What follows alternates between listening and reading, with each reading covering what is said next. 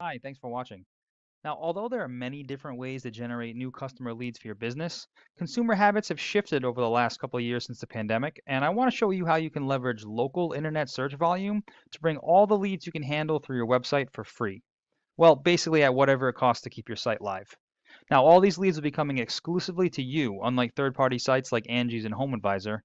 And so you can see there's value in it, I'm going to show you the amount of traffic and leads coming to your top competitors in the area so you'll know what to expect.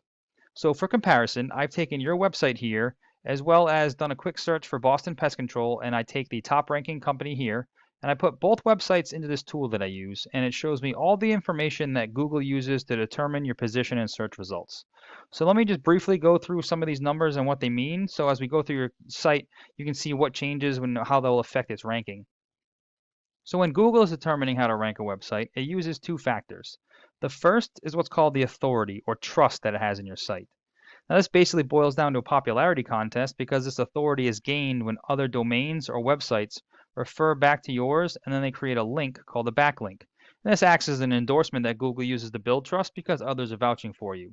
So just to give you a quick example, if say the local news station did an article on their website and it was the top 10 best pest control companies in the Boston area.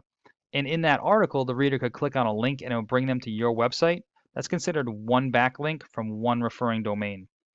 Now, these backlinks can come from a lot of other sources than press releases, such as like blogs, editorials, guest posts. One very strong and important type is what's called a citation, which is any time that your name, address, and phone number are listed in an online directory. Those include Yelp, Yellow Pages, Better Business Bureau. These directories are usually always free. It just takes some time to find them, register your business, and then input the information exactly as it's shown in Google. So taking a look at the top competitor here, Fox, you can see that they have more authority built with Google. However, this is a good example because they actually have less websites and less backlinks referring back to them. So this showcases how it is not just a matter of the sheer quantity of these links, quality has a lot to do with it.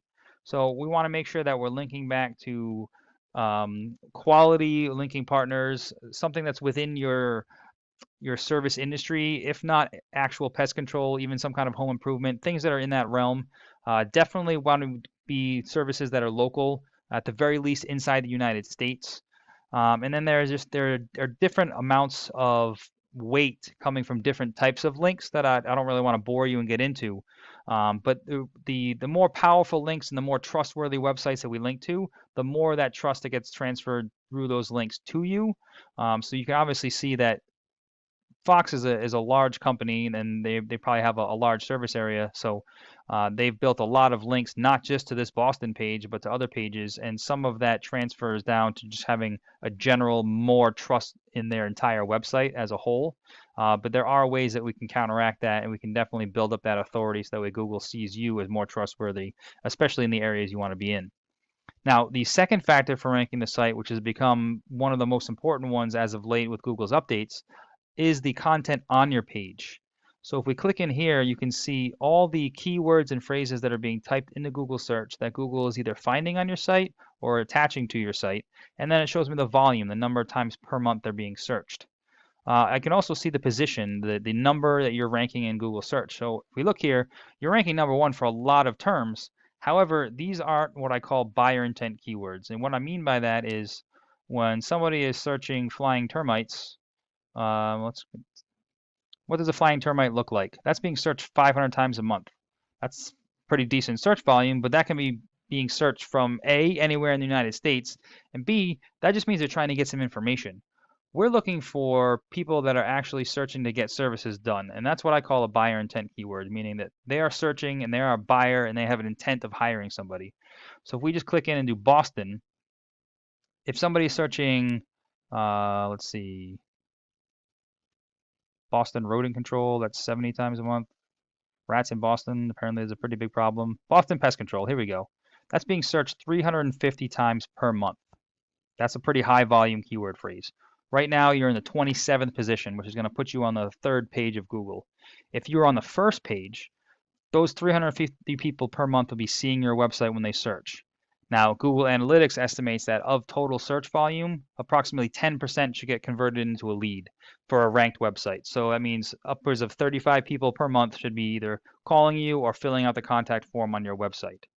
Now, obviously, you're not going to land every single one of those jobs, and the scope, size, and profit margin varies greatly, but you can just see how the sheer volume of leads coming in can definitely add up to some revenue at the end of the month and at the end of the year, and that's just for one keyword phrase. So then we keep on repeating that same process for all the highest volume keyword phrases relative to the services you offer and then the areas you want to offer them in, and making sure that those are being included on your page and your page is ranking for them.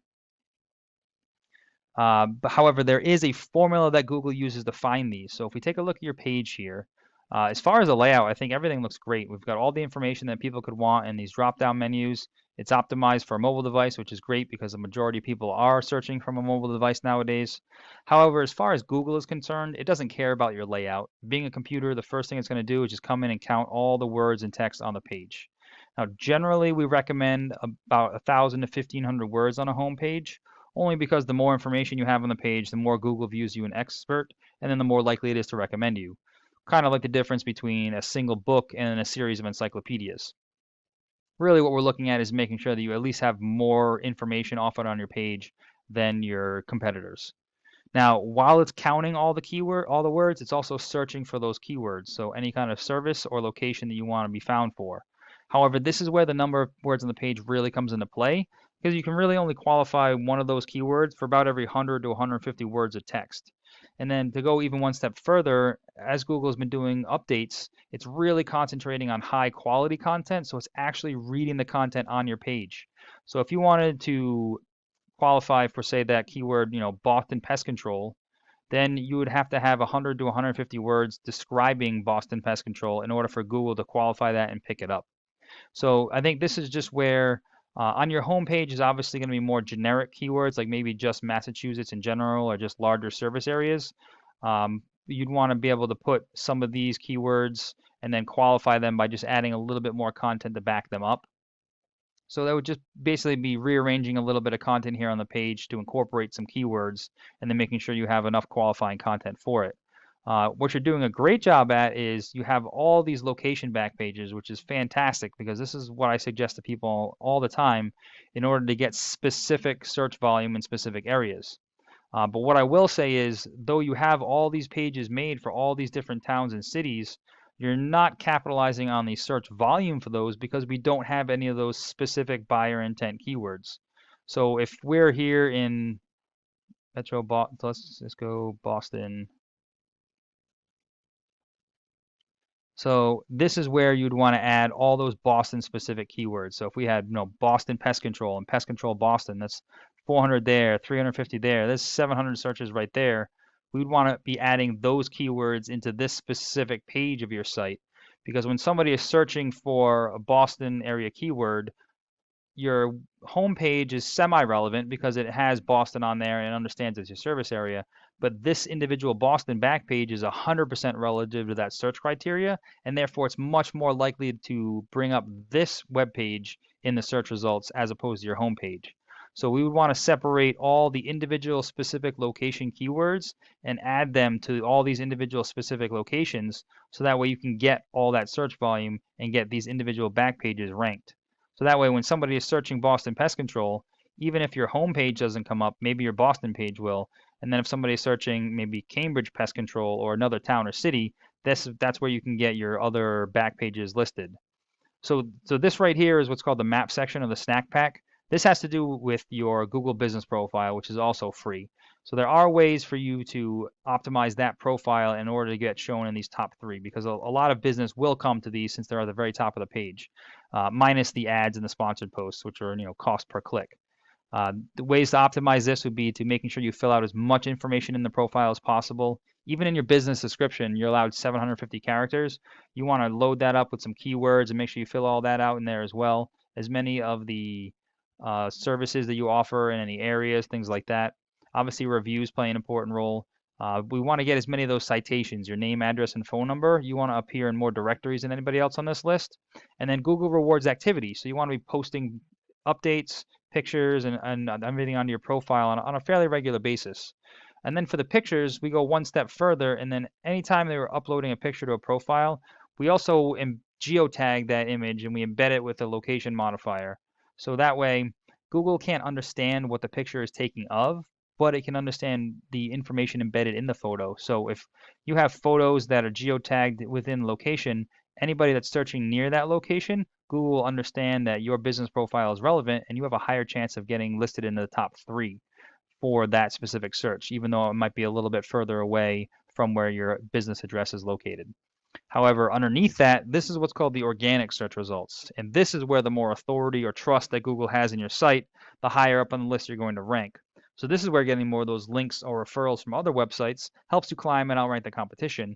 And then regardless of the location, as long as you have the keyword on your site and your site is ranking for it, you're going to get all those leads and all those calls coming in for it. Now, I know this is a lot of information, but hopefully it was helpful and shows you how you can scale some of your online presence.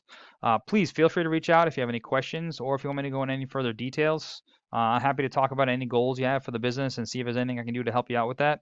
But really, I just appreciate getting feedback just to make sure that information like this was useful for you. So please let me know what you thought. Thanks, and I appreciate your time.